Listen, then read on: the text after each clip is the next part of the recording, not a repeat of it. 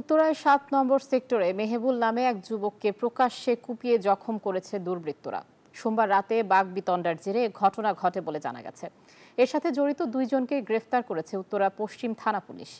আহত যুবকরা আশঙ্কাজনক অবস্থায় হাসপাতালে ভর্তি করা হয়েছে। ভুক্তভোগী স্বজনরা জানান, তুচ্ছ ঘটনাকে কেন্দ্র করে মেহেবুল হাসান ও তার স্ত্রী নাসরিন আক্তার ইফতির উপর দলবল নিয়ে হামলা চালায় দুর্বৃত্তরা। প্রকাশ্যে রামদা দিয়ে কুপিয়ে মেহেবুলকে গুরুতর জখম করে তারা। কিছু স্বর্ণ কিনে যাচ্ছিলেন, তো তারা লক্ষ্য করে যে 2টা বাইকে কিছু ছেলে পেলে তাদেরকে ফলো করছে এবং তারা উচ্ছৃঙ্খল আচরণ করার চেষ্টা করছে।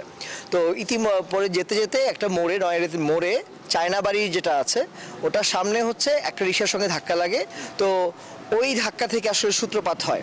আহত মেহেবুলকে আশঙ্কাজনক অবস্থায় একটি বেসরকারি হাসপাতালে ভর্তি করা হয়েছে।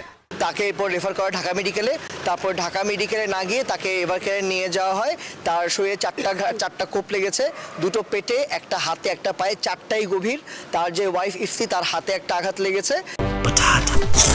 বাছাই করা আলু আর স্পাইসি সিজনিং এ প্রাণ পোটাটা চিপস নাকি বিস্কিট খেয়ে বুঝে নাও। এই ঘটনায় স্থানীয়দের সহায়তায় পুলিশ 2 জনকে গ্রেফতার করেছে। উত্তরা পশ্চিম থানার ওসি হাফিজুর রহমান জানান, আটককৃতরা হলেন রবি রায় ও মোবারক হোসেন। তারা টঙ্গীতে বসবাস করেন। প্রথম যে মোটরসাইকেলটাকে চর মারছিল সেই আসামিকে রক্তাক্ত অবস্থায় আটক করেছি। আমরা আমাদের টহল টিম পাশাপাশি ছিল, তারা আটক করছি স্থানীয় জনতার সহযোগিতায় এবং তাদের বরাদ দিয়ে আরেকজনকে আটক করা হয়েছে। মোট 2 জনকে আটক করা হয়েছে। অভিযান অব্যাহত আছে, আমরা ইনশাআল্লাহ বাকিদেরকে গ্রেফতার করতে সক্ষম হব। এই হামলার সাথে আরো যারা জড়িত তাদের আটকের চেষ্টা চলছে বলে জানান ওই পুলিশ কর্মকর্তা। আবির হোসেন, নিউজ 24, ঢাকা।